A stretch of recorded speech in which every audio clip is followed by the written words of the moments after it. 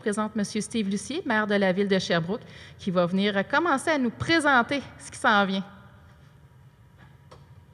Mais là, COVID oblige, il faut aussi que je fasse mon petit travail de Mme Blancheville.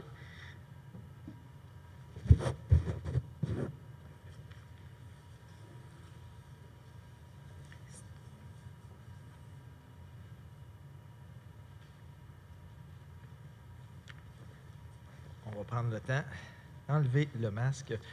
Bonjour à tous.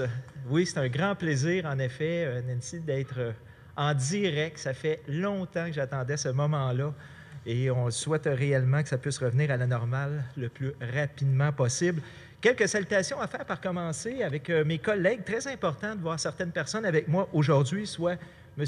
Vincent Boutin. Bonjour Vincent, bonjour Vincent, président du comité du sport plein air ici à la ville de Sherbrooke, mais également président de l'arrondissement de Fleurimont, ainsi que Mme Berthold. Bonjour Mme Berthold. Ça fait plaisir de vous revoir aussi en direct. La même chose. Mme Berthold est présidente de la sécurité publique et c'est extrêmement important aussi la sécurité de nos sites. Alors, on aura la chance de pouvoir entendre parler tantôt Mme Berthold à ce sujet-là et M. Boutin aussi. Alors, je ne veux pas oublier M. Pierre Tremblay qui est ici aussi. Bonjour M. Tremblay du district de Deauville. Il y aura des bonnes nouvelles pour votre secteur également, alors que je vais faire l'annonce. Alors oui, des milliers de jeunes, bientôt, on le sait, dans moins d'une semaine, seront en vacances, la relâche scolaire. Et on attend souvent ça depuis longtemps. Je sais que les jeunes attendent ça. Et je peux vous dire qu'à la ville de Sherbrooke, bien, on est prêt. On est prêt pour cette belle semaine-là. D'ailleurs, il y aura plusieurs annonces à faire, plusieurs sites à annoncer tantôt avec M. Boutin. Oui, la semaine de relâche est différente cette année. C'est différent des autres années, mais je peux vous dire que c'est extrêmement important de faire bouger surtout nos familles. Hein? On veut que nos familles puissent faire de l'activité physique, évidemment, de l'exercice. Pour nous, c'est extrêmement important pour la santé. La santé de nos jeunes, mais la santé aussi psychologique. C'est pas facile actuellement ce que les gens vivent, on le sait. Et je pense que cette semaine de relâche-là va aider grandement à faire bouger les gens. Alors, nos services, entre autres, du sport, culture et de la vie communautaire, ont fait des prouesses. Prouesses pour pouvoir préparer certains sites à accueillir énormément de gens. Alors, pour nous, c'est important, vous voyez, hein, qu'on puisse donner à la communauté de cette façon-là, de rendre disponibles nos dizaines d'installations, nos infrastructures sur le territoire. Alors que ce soit les piscines, nos patinoires, les parcs, les gymnases, bien, on est prêt. Alors, sans oublier également, au niveau de la culture, parce qu'on a également nos bibliothèques. Alors, il faut savoir que nos bibliothèques seront ouvertes, oui, en direct, mais également virtuellement. Alors, j'invite les gens, pour plus de détails, à aller directement sur bibliothèque.sherbrooke.ca, donc où vous aurez tous les renseignements là, pour pouvoir vous commander des livres. Alors, c'est extrêmement plaisant d'entendre ça aussi. On a évidemment salué une belle collaboration aussi qui s'est passée entre la ville, la société de transport, mais également la fabrique, la paroisse Saint-Paul. Donc, évidemment, il y aura un service de navette, et ça, d'après moi, ça fait votre affaire aussi, M. Tremblay. Hein? Il y aura un service de navette qui va être offert gratuitement entre le stationnement de l'église Saint-Roch, alors à Rock-Forest, qui va se rendre directement à la base de plein air André Nadeau. Alors, étant donné qu'il y a énormément de gens qui vont se rendre à cette base de plein air-là, un beau site pour en profiter, bien, il y aura une navette disponible. Puis, évidemment, qu'on souhaite qu'après la semaine de relâche, bien, qu'on puisse revenir en zone orange le plus rapidement possible. Pour nous, hein, on veut passer à une autre étape rapidement, bien, on le souhaite. Alors, toujours en suivant les consignes sanitaires, parce que oui, il faut continuer à suivre les consignes sanitaires, justement, si on veut se rendre à la zone orange. Alors, je ferai une tournée des sites, je vous l'annonce, je ferai une tournée des sites ce week-end, un peu partout, ce qui va se passer sur le terrain. Alors, je souhaite aux gens, amusez-vous, profitez-en. Bonne semaine de relâche à tous. Merci.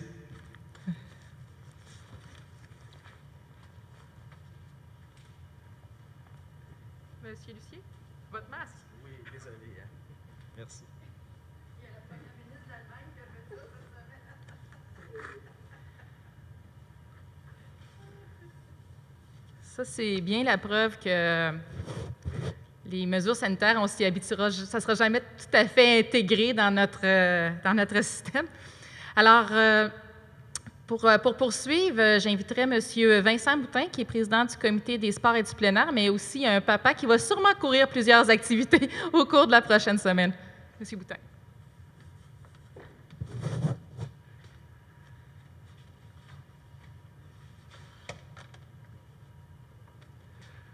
Alors, bonjour. C'est avec plaisir que je vous annonce que je me joins au personnel entraîneur du Canadien de Montréal. Non, c'est pas vrai. C'est pas vrai.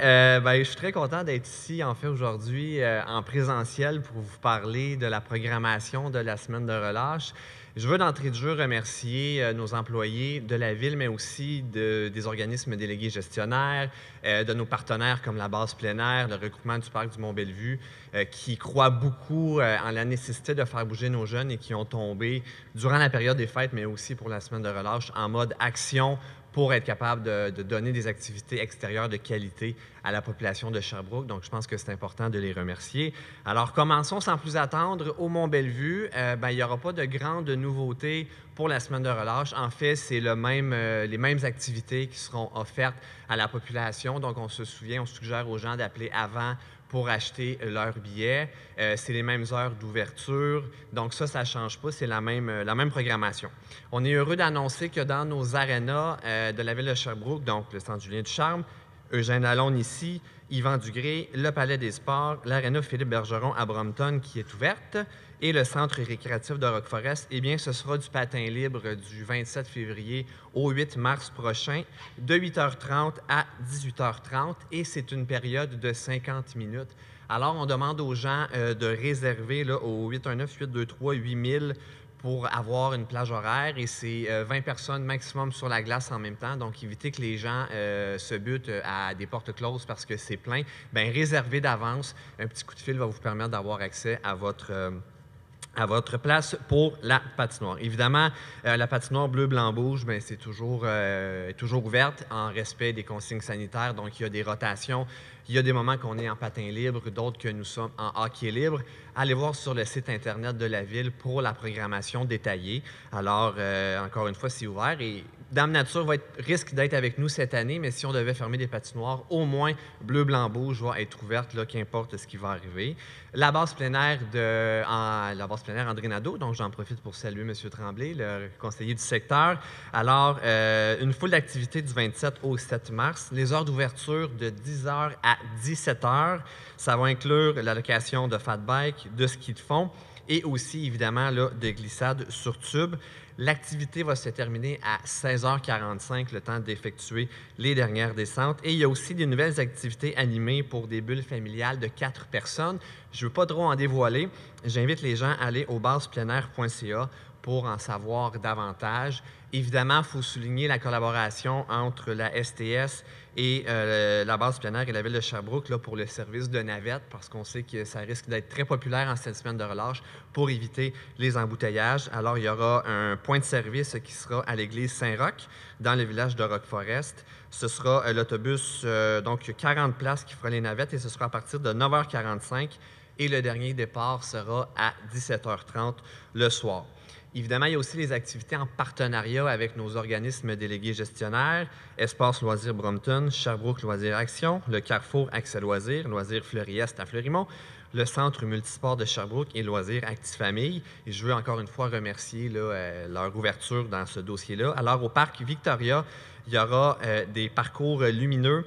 Il y aura du patin disco aussi au Parc Alguéric-Bussière et au Parc de la Rive aussi. Donc, ce sera des activités qui seront proposées.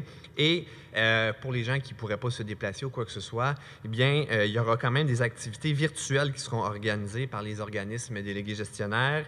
Et ce sera tout à fait gratuit. Donc, il y aura de la danse. D'ailleurs, le samedi matin, avec le Carrefour Accès Loisirs, c'est une tradition à la maison. On a un cours de danse à 9h. Alors, ce sera accessible à l'ensemble de la population. Il y aura des contes, de la cuisine, du bricolage, du yoga, le quiz, de la magie.